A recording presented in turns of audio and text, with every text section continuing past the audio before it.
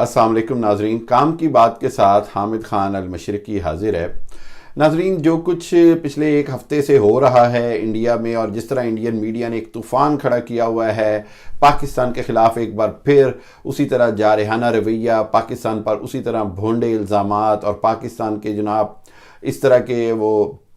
ایک منظم طریقے سے مہم چلائی جا رہی ہے۔ کہیں کشمیری نوجوانوں کو شہید کیا جا رہا ہے یہ کہہ کر کے جی یہ پاکستان سے آئے ہوئے تھے، اور کہیں جو ہے وہ دہلی میں مسلمانوں کو اذیت اور تکلیف کا نشانہ بنانے کے لیے ان پر ISI کا ایجنٹ ہونے کے الزامات لگائے جا رہے ہیں۔ اور جس طرح کہ پوری دنیا کی رپورٹس کہہ رہی ہیں کہ اس وقت انڈیا کے اندر مسلمان سب سے زیادہ انتہائی غیر محفوظ ہیں۔ اقلیتوں میں سب میں ہی عدم تحفظ ہے، لیکن مسلمانوں کے لیے رہنا دو بر کر دیا ہے جب سے مودی کی حکومت آئی ہے۔ یہ بات حقیقت ہے کہ مودی کی RSS فاشسٹ آئیڈیالوجی نے جہاں مسلمانوں کے لیے رہنا جو ہے وہ دو بر کر دیا ہے۔ کہیں جو ایک پہلے ہی مسلمان انڈیا کا پسا ہوا طبقہ ہے، ریڑھی لگاتے ہیں، بازاروں میں جاتے ہیں، ان کو بازاروں میں تشدد کا نشانہ بنایا جا رہا ہے۔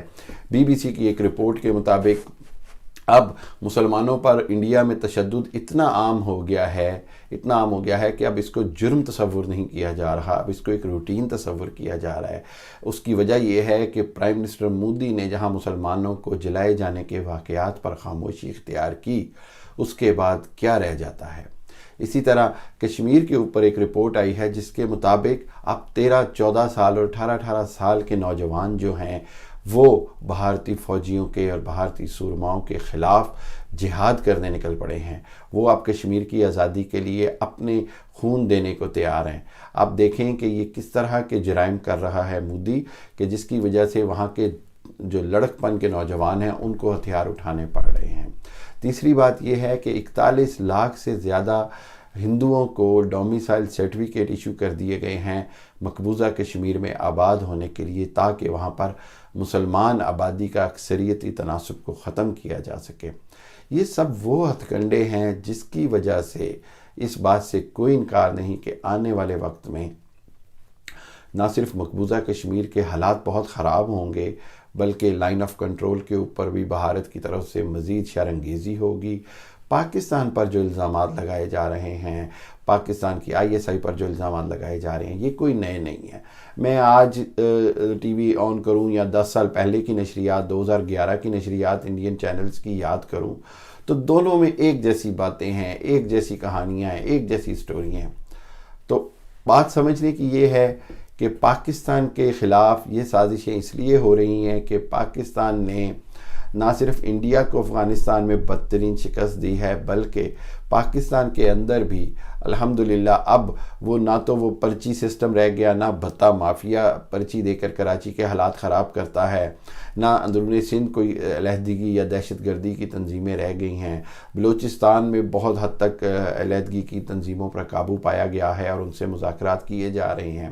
اسی طرح KPK میں جو TTP یا دوسرے پرتشدد تنظیمیں تھیں، ان کے خلاف مؤثر کارروائی ہونے سے پورے پاکستان میں اب بہتر ہے، امن کے حالات بہت بہتر ہیں۔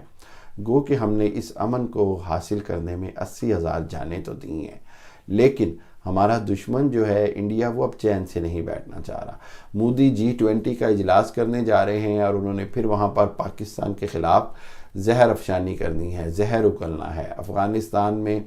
اپنی شکست کا مورد الزام پاکستان کو ٹھہرانا ہے، امریکہ کو اور یورپی یونین کو پاکستان کے خلاف بھڑکانا ہے۔ اس G20 اجلاس کے اندر پھر ایک بار اس بات کا امکان ہے کہ پاکستان کے خلاف کوشش کی جائے گی کہ کوئی نہ کوئی مشترکہ بیان لیا جائے۔ دنیا کو یہ بات سمجھنے کی ضرورت ہے کہ پاکستان اب ان سب مراحل سے گزر چکا ہے۔ پاکستان نے ہر طرح کی پابندیاں بھی سہ کر دیکھ لیں، FATF کی گرے لسٹ، بلیک لسٹ میں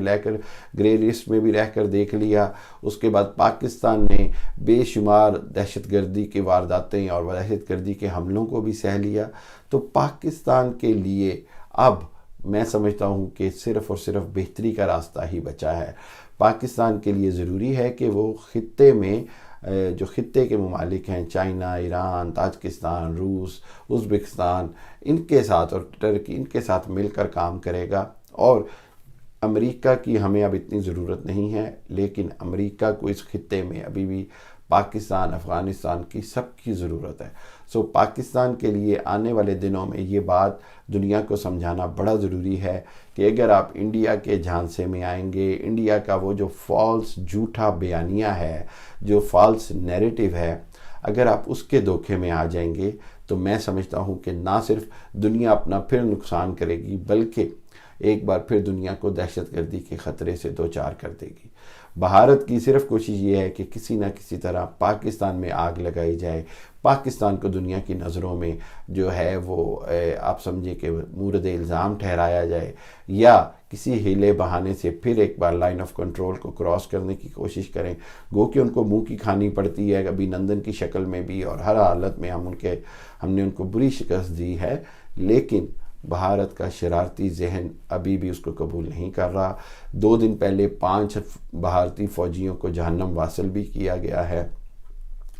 اس ساری صورتحال کے اندر 2 باتیں سمجھنے کی ہیں۔ ایک بات یہ کہ قوم کو متحد رہنا چاہیے، ہمارے میڈیا کو بہت پازیٹیو کردار ادا کرنا چاہیے۔ میں ہمیشہ یہ کہتا ہوں کہ آج وقت آ گیا ہے کہ پازیٹیو اور مثبت کردار کی طرف جائیں، اور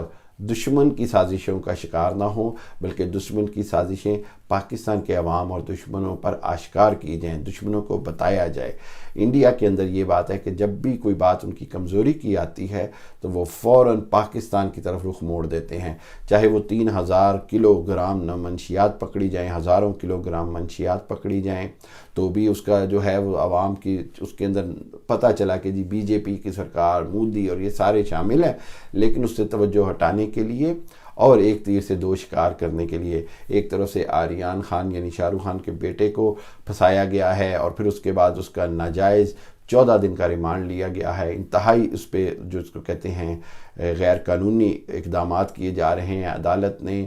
بدترین بددیانتی کا ثبوت دیتے ہوئے چھوٹی سی مقدار کے اوپر، جس پہ دنیا کا کوئی قانون بھی لاگو نہیں ہوتا، اس پہ 14 دن کا ریمانڈ دے دیا آریان خان کا۔ شاہ رخ خان کو توڑنے کی کوشش، شاہ رخ خان کے اس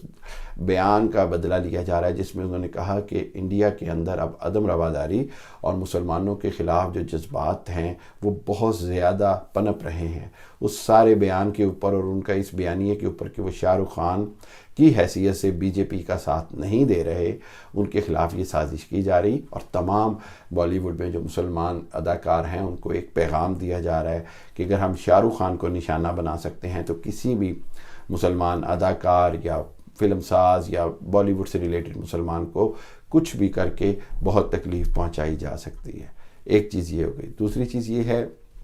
کہ پاکستان کے خلاف یہ بیانیہ اکٹھا کر کے یہ بات ثابت کرنے کی کوشش کی جا رہی ہے کہ پاکستان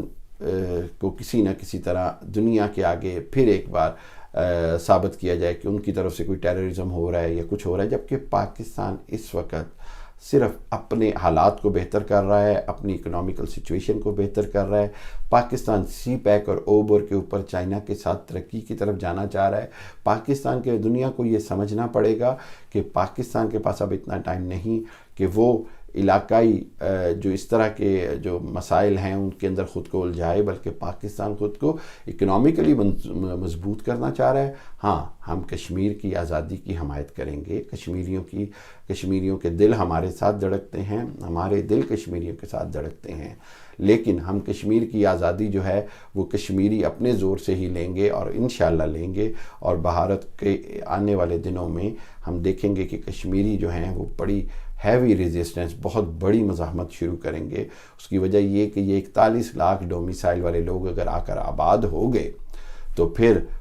مسلمانوں کے لیے کشمیر میں رہنا 2 بار ہو جائے گا، اور کشمیری مسلمانوں کو اس سے پہلے اپنے بارے میں کوئی صحیح فیصلہ کرنا ہے، اور وہ فیصلہ کر چکے ہیں کہ وہ آزادی لیں گے، اور بھارت اور مودی کو اپنے اس فاشسٹ ہتھ کنڈے نہیں استعمال کرنے دیں گے۔ میں یہ سمجھتا ہوں کہ آنے والے دنوں میں بھارت کی طرف سے پاکستان کے خلاف مزید جھوٹا پروپیگنڈا، فالس فلیگ آپریشنز اور اس طرح کی کارروائیاں کی جائیں گی۔ دنیا کو اس جال میں نہیں آنا، نہ پاکستان کے میڈیا کو اور نہ ہی پاکستان کے عوام کو، بلکہ ہمیں اکٹھے ہو کر ایک یکجان ہو کر دشمن کی ہر چال کا مقابلہ کرنا ہے۔